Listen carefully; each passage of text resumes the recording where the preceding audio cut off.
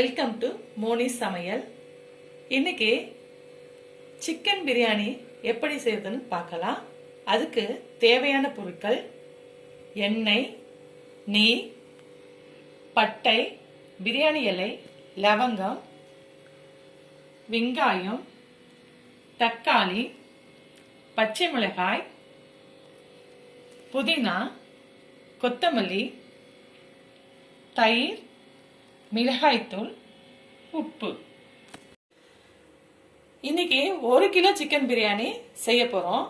அதுக்கு தேவையா நான் 1 கிலோ சிக்கன் வாங்கி வாஷ் பண்ணி அதை இஞ்சி பூண்டு அரைவை, சால்ட், தயிர், மிளகாய்த்தூள் போட்டு ஊற வச்சிருக்கேன். இப்போ ஸ்டவ்வை பற்ற வச்சிடலாம்.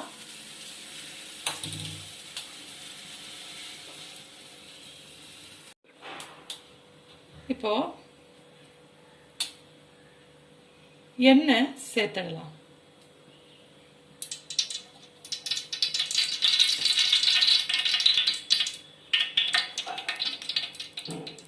நெய் அதில் சேர்த்துடுவோம்.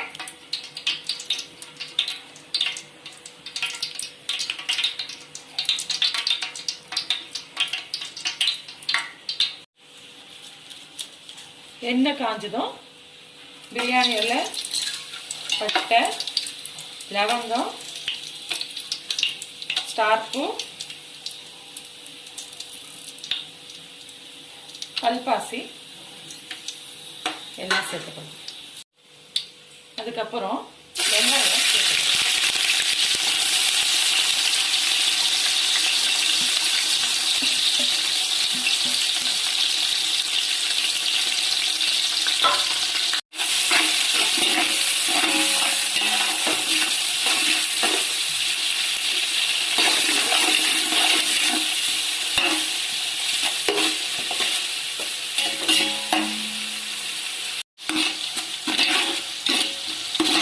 வெங்காயத்தை வதக்கணும்.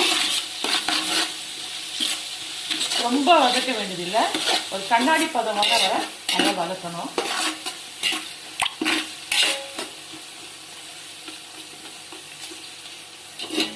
அது கூட பச்சை மிளகாயை சேர்த்துக்கணும். வெங்காயத்தோடு சேர்த்து இந்த பச்சை மிளகாயும் வதக்கணும்.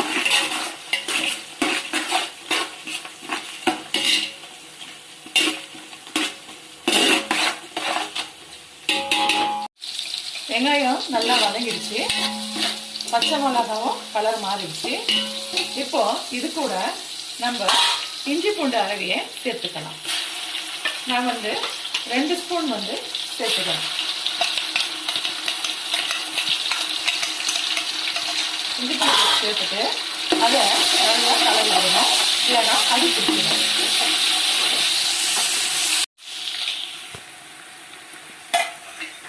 இஞ்சி பூண்டு சேர்த்ததும் நல்ல வாசனை வருது. அந்த பூண்டோட வாசனும் இஞ்சியோட வாசனும் நல்லா இருக்குது. இது நாங்கள் வீட்லேயே அரைச்சது, நல்ல வாசனையாக இருக்குது. பிரியாணிக்கெல்லாம் நம்ம வீட்லேயே வாங்கி அரைச்சி சேர்த்திங்கன்னா ரொம்ப நல்லா இருக்கும், மணமாக இருக்கும். இது அந்த பச்சை வாசனை வர வர நல்லா வதக்கணும். இப்போ இஞ்சி பூண்டு அரைவை நல்லா வதங்கிடுச்சு, அந்த பச்சை வாசனையும் போயிடுச்சு. இப்போ அது கூட தக்காளி பழத்தை சேர்த்துக்கிறேன்.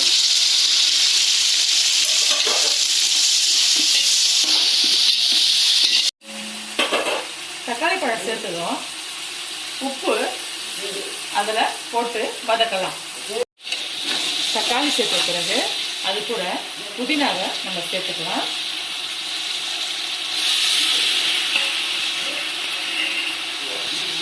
அது கூடவே கொத்தமல்லியும் நம்ம சேர்த்துக்கலாம். இது எல்லாம் சேர்த்து கலரி விட்டுக்கலாம். 1 கிலோ பாஸ்மதி ரைஸு கழுவி நல்லா ஊற வச்சு எடுத்து வச்சிருக்கேன். இந்த அரிசியை இந்த டம்ளரால் 4 டம்ளர் வீதம் எடுத்து வச்சிருக்கேன். இப்போ அதுக்கு தேவையான அளவு தண்ணி சேர்க்கணும். 1 டம்ளருக்கு 1.5 டம்ளர் தண்ணி நான் அளந்து வச்சிருக்கேன்.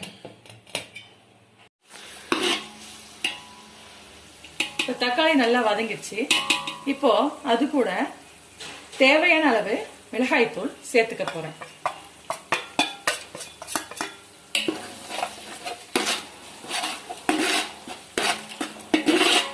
நல்லா கலரி விட்டுட்டு அது கூடவே சிறிதளவு தயிரை கலந்துக்கலாம்.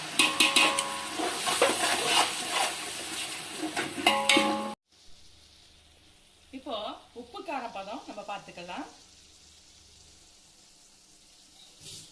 இப்போ சரியா இருக்கு. காரம் அதிகம் வேணுன்றவங்க இன்னும் கொஞ்சம் மிளகாய் தூள் சேர்த்துக்குங்க. உப்பும் உங்களுக்கு தேவைன்னா சேர்த்துக்குங்க. எங்க பதத்துக்கு இது சரியாவே இருக்கு.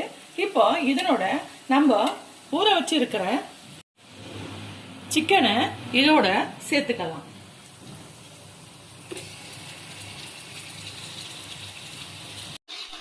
சிக்கன் சேர்த்த பிறகு இத நல்லா கலரி விட்டுக்கலாம். இது கொஞ்ச நேரம் இப்படியே வதக்கிடலாம். வதக்கிட்டு ஸ்டவ்வை சிம்மில் வச்சுட்டு ஒரு 5 நிமிஷம் சிம்மில் வைக்கணும். வச்சுட்டு அதுக்கப்புறம் நம்ம தண்ணி சேர்த்துக்கலாம். 5 நிமிஷம் பொறுத்து மூடி எடுத்துட்டு சிக்கனை கலரிடணும். பாருங்க, நல்லா வதங்கிடுச்சு. இப்போ இந்த சிக்கனோட மசாலா நல்லா ஊறிடும். அதுக்கு தான் நான் அதுக்கு முன்னாடியே கொஞ்சம் ஊற வச்சிருந்தேன். அப்போ வெறும் சிக்கன் சாப்பிட்ற மாதிரி இருக்காது. இந்த மசாலோட சாப்பிடும் போது சிக்கனோட டேஸ்ட் நல்லா இருக்கும்.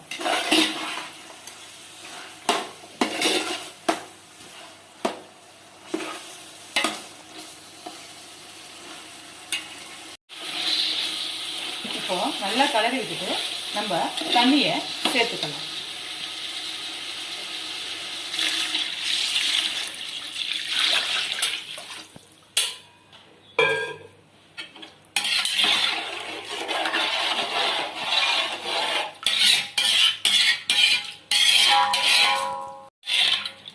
இப்போ உப்பு காரம் பார்த்துக்கலாம்.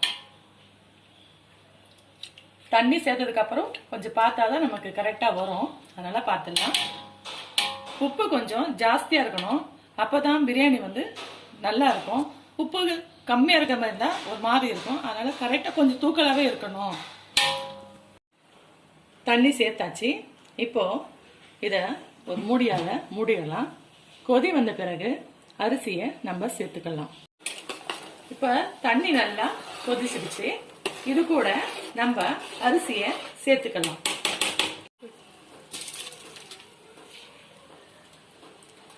அரிசி கொஞ்சம் கொஞ்சமா சேர்த்துக்கங்க. ஸ்டவ்வை சிம்மில் வச்சிருங்க.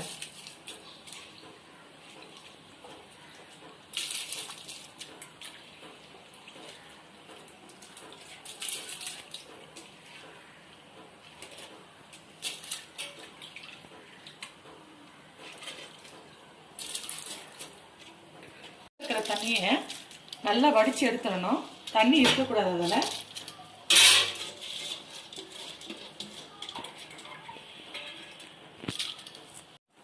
அரிசி போட்டு அரிசியை நல்லா கலந்து எடுத்துக்கலாம்.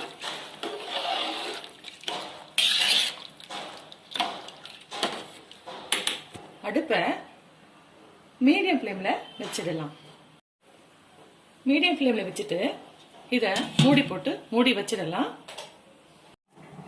இப்போ முடியை திறந்து பார்க்கணும். அப்பப்போ இது கொஞ்சம் கலரி விட்டுக்கலாம். லேசா கலரணும்,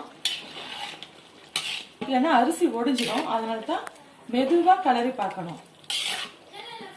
இப்ப பாருங்க, தண்ணி எல்லாம் நல்லா போயிடுச்சு. லேசான தண்ணி இருக்கு. இந்த பதத்துல நம்ம என்ன பண்ணலாம், சாதத்தை லேசா கலரி விட்டுட்டு அதை மூடி போட்டு மூடிட்டு ஒரு பாத்திரம் தண்ணி பிடிச்சி அது மேல வச்சிடலாம். ஒரு 10 நிமிஷம் கழிச்சு நம்ம பிரியாணி எப்படி வந்திருக்குது பார்க்கலாம். இப்ப பாருங்க, பிரியாணி ரெடி ஆயிடுச்சு. சூப்பரா வந்திருக்கு. ரைஸ் எல்லாம் அப்படியே முழுசு முழுசா இருக்கு.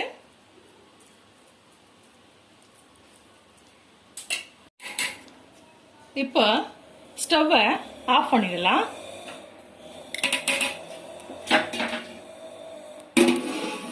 ஆஃப் பண்ணிட்டு தம் போட்டு வச்சிடலாம். பாருங்க பிரியாணி ரெடி ஆயிடுச்சு. இப்போ இதை ஒரு பிளேட்டில் நம்ம ட்ரான்ஸ்ஃபர் பண்ணிக்கலாம். பாருங்க பிரியாணி ரெடி ஆயிடுச்சு. இதை நீங்கள் செஞ்சு பாருங்க. செஞ்சு பார்த்துட்டு எங்கள் சேனலுக்கு சப்ஸ்கிரைப் பண்ணுங்க. Thank you viewers.